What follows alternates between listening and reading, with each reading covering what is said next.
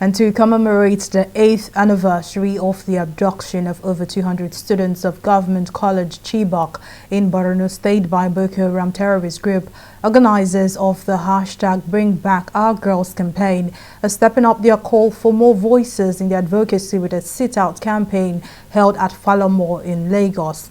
At the gathering, concerned citizens and civil society organizations have appealed to relevant authorities to ensure the rescue of the remaining girls from their captors. Our correspondent Mojisola Matomi has the details in this next report. April 14, 2014 remains a memorable day in the history of Nigeria as a nation. A saddened day where schoolgirls were abducted from their dormitories by Boko Haram insurgents from the government girls' secondary school in Chibok, Borno, northeast Nigeria. It was the first time such a large number of school children would be abducted in such fashion, and expectedly it drew global outrage with world leaders joining in the call for their release. Locally, the girls' cause was championed by the Bring Back Our Girls movement, which held peaceful demonstrations to keep pressure on the federal government to continue searching for the girls until they are returned alive. 8 years after the attack, over 100 of them have since been freed or managed to escape. On the other hand, over 100 of these girls are still in captive. I feel very bad. So I want government to do something about the girls.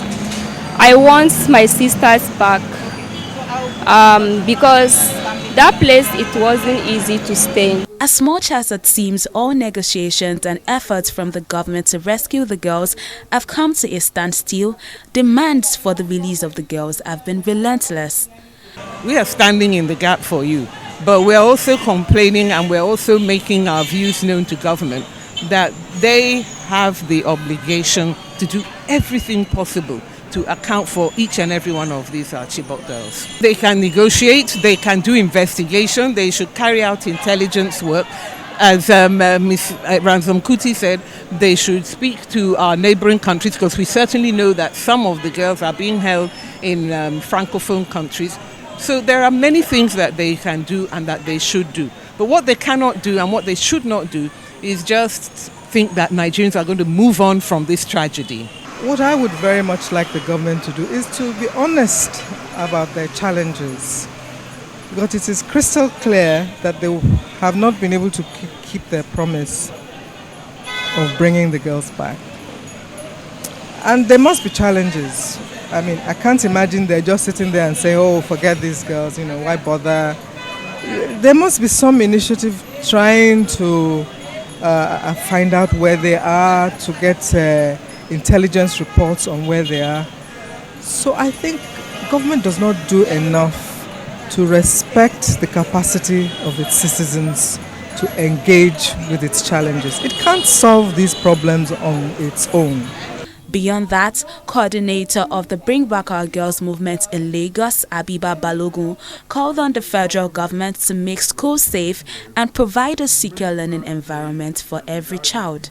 Government does its job, which is to protect us, to protect the lives and the property of its citizens. I know they've done a lot. We had 276 girls who were initially kidnapped. Right now, there are only 109, but that's 109 individuals. And, you heard the testimony from one of the Chibok girls, Grace. She was there for 3 years. She said she knows what those that she left behind, who are still there, what they are going through. And that in that Sambisa forest, no human being will want to be there if they have a choice not to be there. So it's not for us to tell government what they are doing and not doing. We've elected you. We are paying taxes. You are using the earnings of our nation. Use it for our benefit, for the benefit of your citizens who are in need. Since the abduction of the schoolgirls, several other abductions have followed. Report shows that over 1,500 school children have been kidnapped by armed groups in the country. Authorities have been urged to live up to their pledge and double up efforts to provide a safe learning environment for the Nigerian child. Mojisola Matomi, TV360, Lagos.